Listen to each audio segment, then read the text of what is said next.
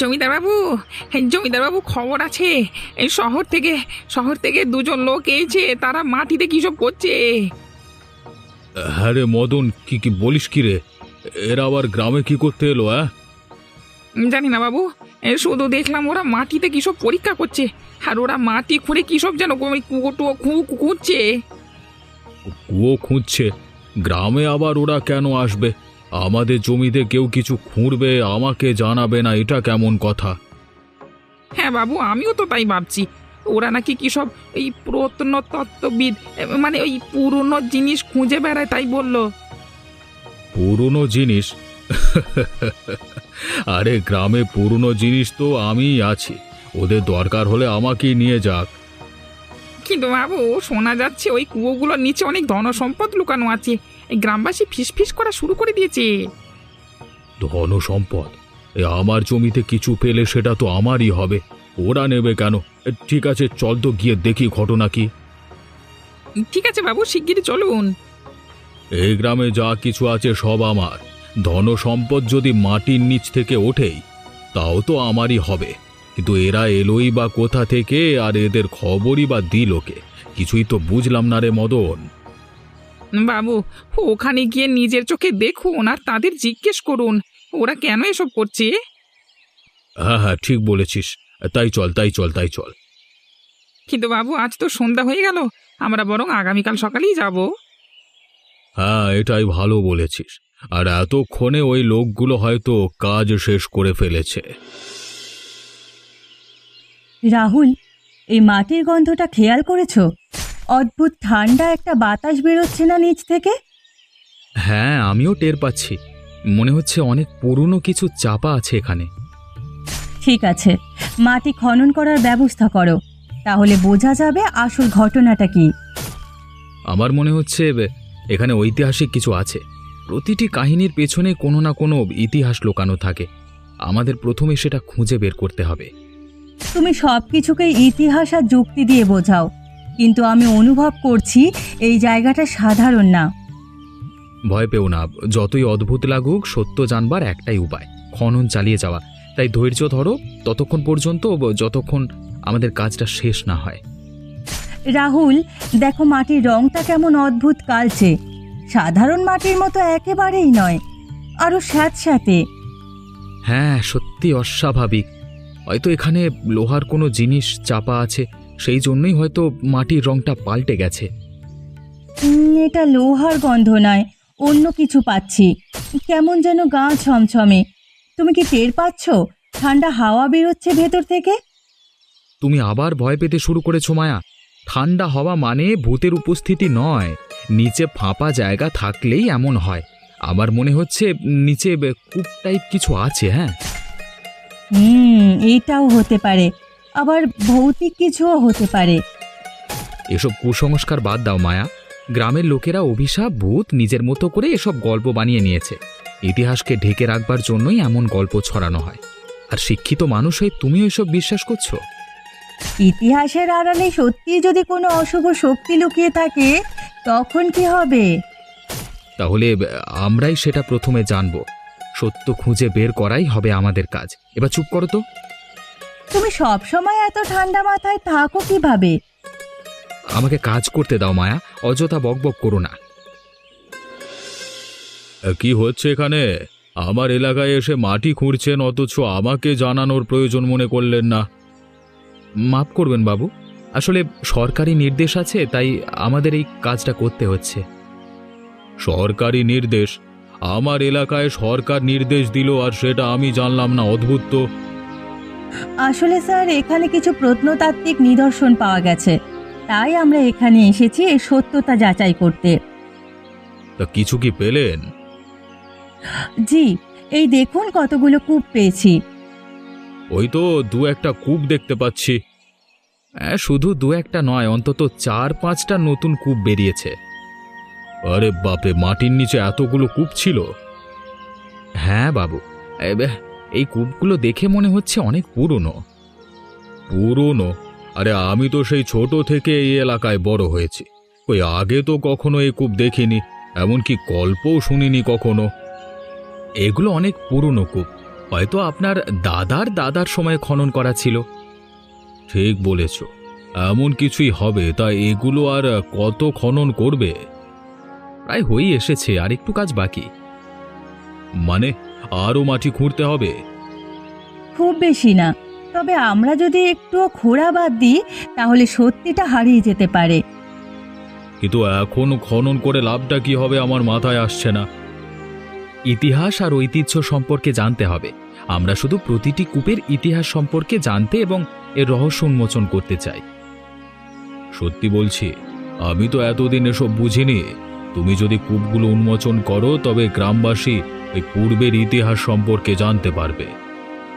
জি, এই তো বুঝতে পেরেছেন। হ্যাঁ, ঠিক আছে রাহুল, এবার আমরা আমাদের কাজ শুরু করি। ভালো করেছো, তবে সাবধান। ওই আবিষ্কারের ঝোঁকে ওই বিপদকে যেন অগ্রাহ্য করবেন না আপনারা, মানে তোমরা। আপনি নিশ্চিন্তে থাকতে পারেন, এমন কিছুই ঘটবে না। মা, ও মা, আরে আজকে জানো গ্রামে কি হয়েছে? কি হয়েছে? কই, আমি তো কিছুই শুনিনি রে কালু। আরে কালকে শহর থেকে দুজন লোক এসেছিল। তারা কি সব মাটি পরীক্ষা করে মাটি খনন করতে শুরু করেছিল। আজকে সেই জায়গায় অনেকগুলো কূপ, মানে ওই কুয়ো খুঁজে বের করা হয়েছে আর কি। ওরে বাপ, বলিস কি রে? তবে আর বলছি কি, লোকেরা বলা বলি করছে এই কুয়োগুলোতে নাকি আগেকার অনেক ধন সম্পদ লুকানো আছে।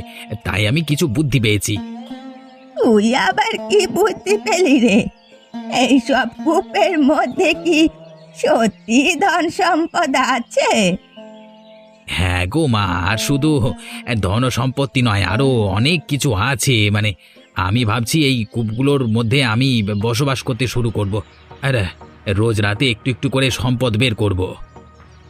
জমিদার হরিদাস কি তোকে এইসব করতে দেবে? জমিদার বুঝবে কি করে এর মধ্যে কি আছে? আমি তো ওখানে থাকবো আর রাতের অন্ধকারে এসব বের করব। কিন্তু তোকে ওখানে কেউ কেন থাকতে দেবে? সেটাও কথা। তাহলে ওই কূপে আমি ইচ্ছে করেই পড়ে যাব। তা এমনই ভান করব যে আমি এই কূপ থেকে উঠতে পারছি না। এরপর বোকা জমিদারও সেটাই সত্যি ভেবে নেবে। তোর মাথায় কি বুদ্ধি রে কালু? কি জবর একটা বুদ্ধি বের করলি। তুমি বলো মা, বুদ্ধিকানা জব্বর হয়েছে না?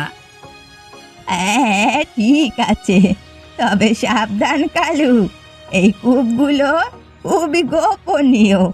কেউ যদি দেখে তুই সেখান থেকে এসব করছিস তাহলে কিন্তু রক্ষে থাকবে না।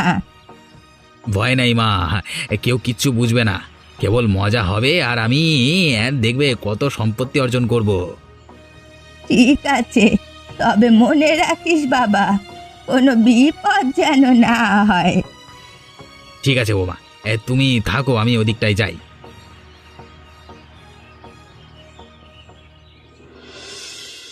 মায়া, হঠাৎ প্রচণ্ড বৃষ্টি শুরু হলো। এই অবস্থায় তো আমরা আর কোনো কাজ করতে পারবো না। এবার তাহলে আমরা কি করব? হ্যাঁ রাহুল, বৃষ্টির পানি দিয়ে সমস্ত কূপ ভরে যাচ্ছে। তার চেয়ে বরং চলো আমরা শহরে ফিরে যাই। ঠিক বলেছ গো, এমন বৃষ্টি আমরা আগে কখনো দেখিনি। বৃষ্টি কমলে না হয় আমরা আবার আসব। এখন এখান থেকে মানে এখানে থেকেও আর কোনো লাভ হবে না। একদম ঠিক বলেছ, এই কূপগুলো অত্যন্ত গুরুত্বপূর্ণ। যদি আমরা এগুলো ঠিকমতো না সংরক্ষণ করি ইতিহাস হারিয়ে যেতে পারে। ঠিক আছে মায়া, সরঞ্জাম গোছাই, তারপর শহরে চলে যাই। আমরা অবশ্যই আবার ফিরে এসে খনন সম্পূর্ণ করব। ঠিক আছে, তবে মনে রেখো, এই বৃষ্টি আমাদের জন্য শুধুই সতর্কবার্তা, বিপদ নয়। একই কূপগুলো এই অবস্থায় রেখে তোমরা কোথায় চললে? হরিদাস বাবু, আমরা শহরে ফিরে যাচ্ছি। এই বৃষ্টিতে তো আর মানে কাজ এগিয়ে নিয়ে যেতে পারবো না। কিন্তু এগুলো এই অবস্থায় থাকলে কোনো সমস্যা হবে না? জল না শুকালে এতে কোনো কাজ করা সম্ভব নয়। আমরা আবারও আসবো, চিন্তা করবেন না। বেশ, তাহলে দেখছি আমার জায়গা আমার জিনিস আমাকেই পাহারা দিতে হবে। যতদিন পর্যন্ত এই কূপগুলোর কোনো সমাধান না হচ্ছে ততদিন পর্যন্ত আমি এখানেই অবস্থান করব। মদন, এইখানে আমার থাকবার ব্যবস্থা কর। কিন্তু বাবু আপনি এখানে থাকবেন কিভাবে? এমন জায়গায় থাকলে আপনার ভীষণ কষ্ট হবে। যতই কষ্ট হোক আমি এখানেই থাকব।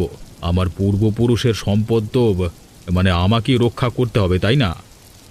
ঠিক আছে বাবু, আপনি যেটা ভালো মনে করেন। আরে আরে কে রে তুই? এই আধারে এখানে কেন এসেছিস? আমাকে ভয় দেখানোর মতো সাহস? কে তুই? কে কে সামনে আয় বলছি। আগে জমিদার মশাই, আমি কালু। কিন্তু জমিদার মশাই, আপনি এখানে এত রাতে কি করছেন? আপনার এখানে একা থাকতে ভয় করছে না? ভয় করবে কেন? আমি আমার নিজের জায়গায় অবস্থান করছি, ভয়ের কি আছে? তুই বরং এখানে কোন মতলবে এসেছিস সেটা বল। আমি আবার কিসের মতলবে আসবো জমিদার মশাই? আমি এই দিক দিয়ে যাচ্ছিলাম, হঠাৎ দেখি এখানটায় কিসের যেন শব্দ হচ্ছে, তাই ভাবলাম কাছে গিয়ে দেখি কোনো চোট্টোর এলো নাকি। কি বলিস কি রে, শব্দ হচ্ছিল? তাহলে তুই এখানে এসে ভালোই করলি রে কালু। আমারও এখানে একা একা থাকতে ভীষণ ভয় করছিল। ভালো না ছাই, দিল তোমার পরিকল্পনা 12টা বাজিয়ে। কিরে কালু, কিছু বলছিস নাকি? মনে হচ্ছে বিড়বিড় করে কিছু একটা বললি। আরে না না জমিদার মশাই, কি আর বলবো বলুন তো। ভাবছি এখন থেকে আমিও এখানে থাকতে শুরু করব। কেন তুই এখানে থাকবি কেন? এটা আমার জায়গা, আমি এখানে থাকবো। তুই কিসের জন্য থাকবি রে কালু? এটা যে আপনার জায়গা সেটা কোথাও লেখা আছে নাকি? আমি এই গ্রামের জমিদার, আর এই গ্রামের সব কিছুই আমার। সেসব ভুলে যান জমিদার মশাই, আগের সময় এগুলো হতো, এখন দিন বদলে গেছে। এই জায়গা আপনার হলে আর সরকার এসে দখল করে নিত না। শোন কালু, আমি জানি তুই এখানে কেন এসেছিস। তোর সেই আশা কিছুতেই পূরণ হবে না। তাই নাকি জমিদার মশাই? তাহলে বলুন তো আমি কেন এসেছি। তুই যতই চেষ্টা কর কোনো লাভ হবে না। এই কূপ, এই জায়গা সব কিছু কিন্তু আমার। এই জায়গা জমিদার বাড়ির সীমানার ভেতরেই পড়েছে, সুতরাং কূপের ভেতরে যা কিছু গুপ্তধন আছে সব আমার দখলেই থাকবে। জমিদার মশাই, আপনার দখলে থাকবে? এই মুহূর্তে এই কূপ, এই জায়গায় সব সরকারের দখলে আছে। আগে সেগুলো উদ্ধার করুন, তারপর না হয় ধনসম্পদ নিয়ে ভাববেন। এই দেখ, কথার মানে বুঝলি না তো? আমি জমিদার, মানে আমি এই গ্রামের মালিক। কূপগুলো আমার, এই জায়গাগুলো আমার। সরকারি লোক শুধুমাত্র তাদের কাজ করতে এসেছে, কাজ হলেই তারা সব কিছু আমার হস্তান্তর করে চলে যাবে। গ্রামের মালিক হলে কি হবে? কাজের বেলায় আপনি তো একেবারে বোকার হদ্দ। আমি কিন্তু এই জায়গায় দোকান বসিয়ে ফেলবো, তখন লোকজন ধনসম্পদের চেয়ে আমার দোকানের দিকেই বেশি ভিড় জমাবে, আর তখন এই কূপগুলো আমার হবে। কি বললি? তুই এখানে দোকান বসাবি? বলি পাগল হয়ে গেলি নাকি তুই? এখানে এখানে কোনো দোকান বসানো চলবে না। না গো জমিদার মশাই, আমি কোনো পাগল নই, একদম ঠান্ডা মাথার ব্যবসায়ী আমি। লোকে গুপ্তধন খুঁজতে আসবে, খিদে পাবে, তখন আমার দোকানের জিনিস কিনবেই, আর আপনি তখন বসে বসে আমার সাফল্য দেখবেন। এই জায়গা আমার বাপ ঠাকুরদার আমল থেকে আছে, তুই কিভাবে দখল করিস কালু? জমিদার মশাই, আপনি ওই বাপ ঠাকুরদার গল্প শোনাতেই থাকেন। আরে আসল দখল তো সেই নেয় যে বুদ্ধি খাটাতে পারে, আর বুদ্ধি কার বেশি? এই আমার। বললি হলো, আমার জিনিস আমারই থাকবে। আমি আজই লোক দিয়ে তোকে গুম করিয়ে দেব। সে আপনি ক্ষমতা দেখে যা খুশি করতে পারেন, আমি এসবে ভয় টয় পাই না। ও মা, মা, আমাকে কিছু টাকা দাও তো। টাকা? টাকা দিয়ে কি করবি রে বাপ? আরে তোমাকে ওদিন বললাম না কূপের কাছে দোকান দেব, আজকে সেই দোকানের ব্যবস্থা করব। তা কিসের দোকান দিবি ভেবেছিস কিছু? সেসব নিয়ে তোমার কোনো চিন্তা করতে হবে না গো মা, আমি এগুলো সব ঠিক করে রেখেছি, তুমি শুধু টাকা দাও।